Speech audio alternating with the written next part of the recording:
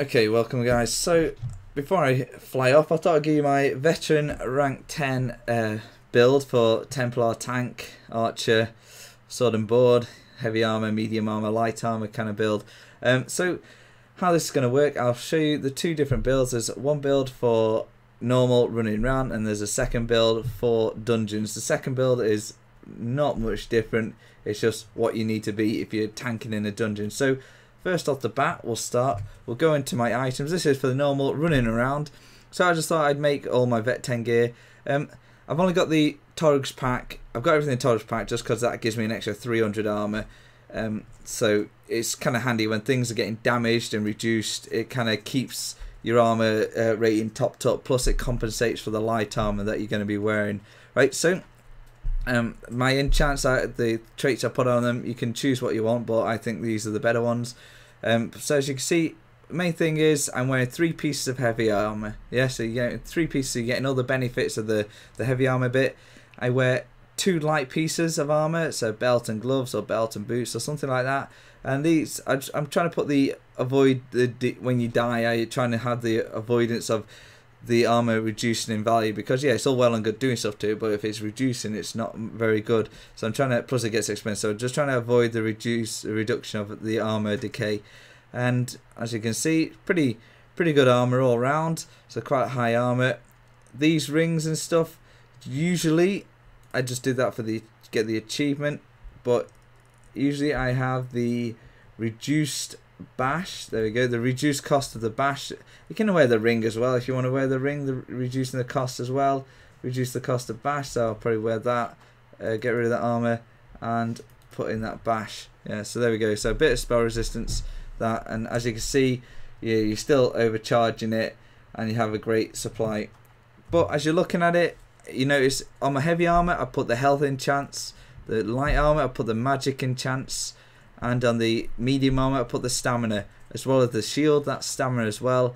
Sword is flame, bow is flame, right? Because werewolves are weak to fire, ice elementals are weak to fire. You get your frost giants, your vampires and undead are weak to fire. So overall, it's best to give the flame, because more things are weak against it, and trolls as well are weak to fire. So that's why you always use fire instead of the other ones, right? Because yeah, that's good. So onto the skills. Right, so I've realised, obviously going off my other videos with a two-handed sword, Templar doesn't suit two-handed sword. It doesn't have the right skills to really benefit it as much as possible.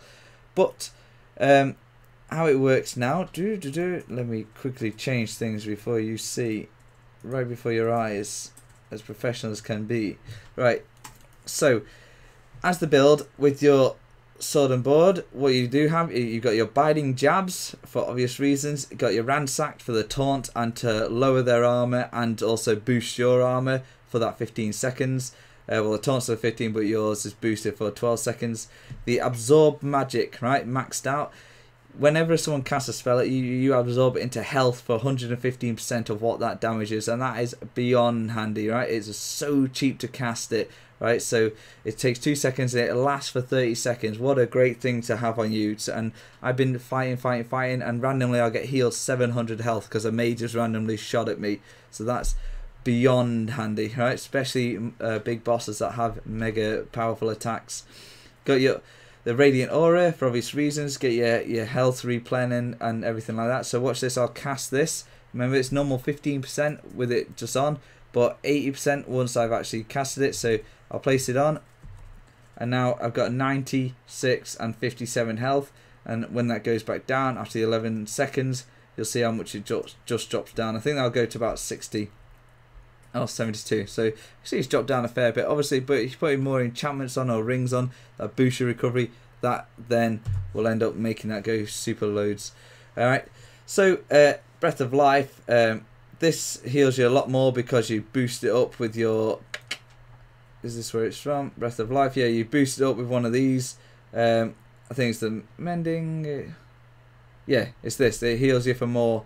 Now, so when I actually cast that instead of the 470, you'll see it. It'll heal me now for 537, and it's healing 4 people around at the same time, so you can see it's going for everyone with 3 people that time. Right, so that's it for your sword and board skills. And over here for my bow, all you're using is your venom arrow. I'm still leveling that just because it's very powerful. It's a long range and it does a nice tick damage over time. Magnum shot keeps the distance, knocks them back 6 meters, knocks you back 6 meters, just keeps that nice distance.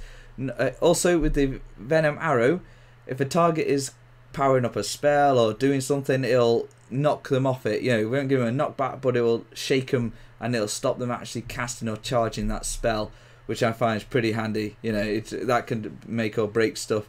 Right, and obviously the magnum shot, that'll really knock someone out of whatever they're trying to do. Bombard, that's just handy for snaring people.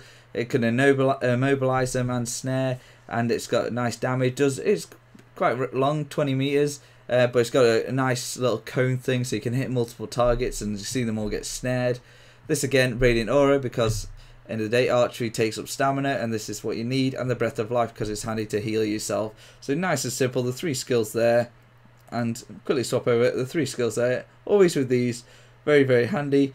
I find everything else not so useful in the skill tree. That's the only problem with the Templar. It's very limited. But when you're in dungeons, right, the only change I do in dungeons is with my armor is because you're being a tank, you'll then wear 5 pieces of heavy, 1 light, 1 medium, right? Because you need the 5 heavy to get. You can obviously put them wherever you want, but you need the 5 heavy for the Juggernaut, right? So not the Juggernaut, the bracing makes blocking 20% cheaper, which is really, really good. And this also makes blocking 8% cheaper, so that's 28% cheaper for blocking, so it's really, really good. But you've only got the 1 piece of stamina, light armor on. I'm still leveling it, of course. I'll get both of these when I get there, but so you keep the 1 piece on just to get the extra boost of things and recovery and cheaper this and bit of boost in here and there. But there's no need for these, I don't find, right now, because the 3-2-2 is very much suited to what I need. But there's no point in me going through everything else. But of course, if you're in dungeons and you don't want to use the Flawless Dawnbreaker, you use the Solar Prism, because the Solar Prism is so good, especially once you've maxed it up in the big Gravity Crush from the Synergist. Right, but anyway, ultimates. I find Flawless Dawnbreaker to be amazing, especially when it crits. It's so powerful. But as you can see, my weapon attacks deal 13% extra damage when slotted, when this is slotted. So now my shield bash and my taunt and just everything else does 13% more damage, which is amazing. And swap it over, long range, shooting star, 28 meter range, nice strong damage, big flame damage for everyone else. And also restores 12 ultimate per enemy hit. So cast that when there's like 6 people around. Boom, a huge amount of ultimate. Plus, once you go into your Fighters Guild, when you've got your Slayer, no, not Slayer, Banish the Wicked, you get 9 ultimate per person killed. If it's Undead, Daedric, or now a Werewolf, right? So chances are you can restore this pure rapid. Of course, you need your Restoring Spirit. So everything's 4% cheaper, and 4% is quite a huge amount, so I find that really good. But that's it, guys. That's my build. There's no point in going super in depth. I mean, rings you can wear. In fact, I'll show you when you hit rank 10, you get this cool costume, which I think is more for mage, if anything. Right, so that's your rank 10 suit, but I think that's very good for mage, but not for me. Right, so I was hoping for something a little better. Right, but it's pretty smart. Definitely wear that on my mage character. But that's it, guys. So hopefully you enjoyed that build. Obviously you can see the stats. Let me change to my shield so you can see. So that's all my stats. So it's quite high with stamina, magic, and health and armor, spell resistance. Everything's brilliant. But yeah, that's it, guys. Don't forget to give me a like, subscribe. Let me know what you think in the comments, and I'll see you guys in Australia. Bye bye.